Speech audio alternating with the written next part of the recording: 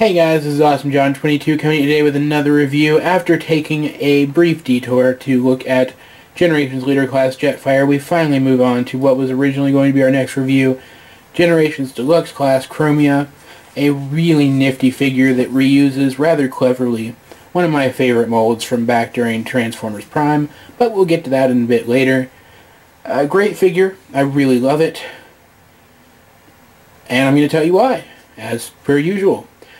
But first, let's get her transformed up into her vehicle mode through the magic of jump cuts.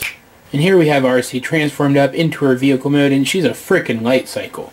I mean, I'm not a huge Tron fan, I think I saw it once, but even I know what a light cycle is and understand that this is a big cultural thing. Like, people know what a light cycle is who've never seen the movie. It's like the USS Enterprise or Spock or the Millennium Falcon. People have heard of it. They know what it is. So it's a big deal that they went and picked this design for her vehicle mode, and it looks great. She's got a really nice topographed Autobot symbol there. She's got these really cool clear connections between her body and her wheels, making it look like the wheels are floating off separately, which is very spiffy. Great canopy. I love that she has red and blue as her primary colors, and she's a light cycle. Just very cool. I do have her gun still in her hand over here. There are other places to put it, as in like right there. But I like it here. It looks kind of like a exhaust port. I think that's pretty spiffy. Great details. You can see like what are supposed to be like little boosters here. Even like some more right there. Just very cool. I mean, there aren't a whole lot of other identifiable motorcycle parts on here, because I mean it's all futuristic-y and stuff. It's still clearly a motorcycle, but at the same time, it looks like something more than a motorcycle. And it rolls great, of course, though it doesn't stay up on its wheels very easily. There we go, we finally got it, but simplest push will knock it over, which is why it, of course, has a kickstand, which you may have seen me fold up as I picked it up earlier, which allows it to stand just fine. Now, I don't have any other Deluxes ready to compare with Chromia, but I do have a couple of other figures from different size classes, because I want to point out, comparing her to other Deluxes isn't what's important. Yeah, she's pretty much right in the middle. She's middle of the road. She is standard Deluxe size. There's really nothing special about her, and she looks good in scale with other things, except that she's a motorcycle. If she was a car at this scale, it would look better. Now, as a figure at this scale, she's great. Don't get me wrong. But a motorcycle should probably be about half this size, if that much. And that's just because I'm considering that this is an alien motorcycle. Which is why, when I'm displaying Prime RC, who also uses this mold, kind of, in her vehicle mode, I usually use the Legends, or what was at that time known as Legends RC, rather than the Deluxe RC. But still, good scale in terms of a figure. Right there in the middle between what is now pretty much our Scout class and a pretty standard size Voyager class. Good size. I like it a lot. But we aren't here to talk about these other figures. We're here to talk about Chromia. So let's get rid of them.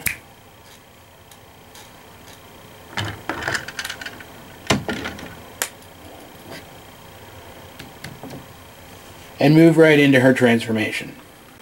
We're going to start things off by folding up her kickstand once again. Next, we're just going to come here and we are going to work this back section of her canopy loose. It doesn't really do anything yet, but it will in a moment. Next, we're going to come here to the sides and take these round bits and unpeg them from these light blue pegs underneath, and we will do that on both sides. That loosens up this entire front section. So we're just going to kind of bring it forward, rotate this, bring it up, bring these down, and bring this back, like so. Next up, we're going to take this entire back section, fold it up to give us clearance to bring the arms out, and we can just kind of lower that back down, like so. And this piece is separate. I'm not really sure why, because it works fine just leaving it right there, but hey, it's something, so I figured I'd point it out. Next, we're going to straighten out her legs, which allows us to lower her hips into place, which reveals her head. which was previously just kind of folded down into the torso. This allows us to split her legs at the wheel, which lets us then rotate her feet forward, and then take her wheels and fold them back into these cavities on her legs. Very much like Deluxe RC from Prime. Move that back a little bit. Give us a little more room in the legs. There we go. Then we're going to come back here onto her back and just make sure this is down all the way, and then just lower this down into place like so, resting it on her back, giving her a big backpack, but overall not too bad. And there we have Transformers Generations Deluxe Class Chromia in her robot mode. And Chromia looks absolutely great in this mode, guys. I really love it. You can see we still have some red here, but she is now predominantly these two shades of blue. Great detail. You can see some like rivets in her knees. Really great armor paneling. I particularly like her arms. They're a little hollow, but they look dangerous. They look tough. They look durable. She doesn't look like an acrobat. I would say that the original instance of this mold, Prime RC, looks like an acrobat, whereas Chromia looks like a warrior. And I really love that. Zooming in a bit, we can see she's got a really nice head sculpt. It does have light piping, but it's this dark, smoky plastic, so I tried earlier and I couldn't really get any light to come through it. At least not enough that it would really show up on camera. But it is there, and it's nice, and it's this great, it's kind of a slightly more organic version of what we might have seen in G1, and it looks very Gen 1-y, but it also fits this more feminine appearance of this mode. I mean, she looks like some kind of warrior princess, and I just think that's absolutely great. She, of course, does come with a weapon. This thing that looks like something between a blaster and a handheld semi-automatic machine gun. I think it's great. I don't know if I pointed this out yet in the review or not, but on her packaging, which I no longer have because I don't keep packaging, it says she has two guns. She doesn't. She just has the one, which is kind of a bummer because she looks like somebody who would dual wield. She looks bulky. She looks like she's got armor, which is because of the smaller head, but I'll talk more about that later. Just overall, really great looking figure, and I'm really happy with her. In terms of articulation, she can bring her arms out about that far. They can rotate 360, but the kibble gets in the way. She bends at the elbow and rotates at the elbow. It is a ball joint, and also bends and rotates at the ball joint in her wrist. Her head is on a ball joint, but it's fairly limited as to how far it can look up. And her hips are, of course, on ball joints. She rotates at the knee, or bends at the knee, rather, and rotates at the hip.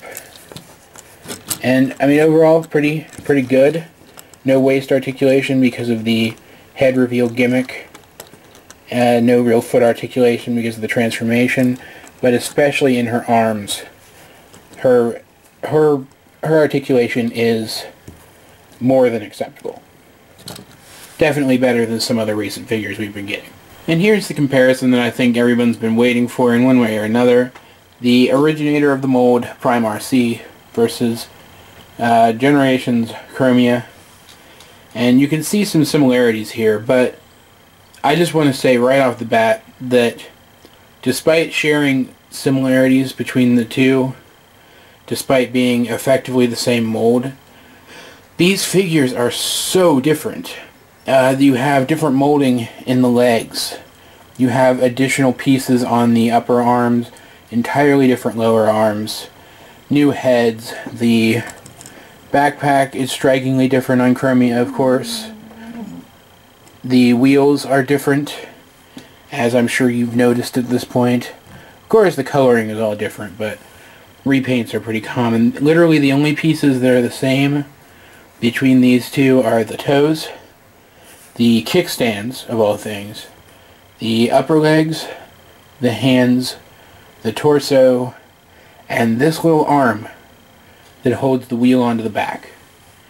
Everything else is different. You will see similarities in the legs, but these legs are completely remolded, despite the fact that you do have the similar knees and the similar fronts.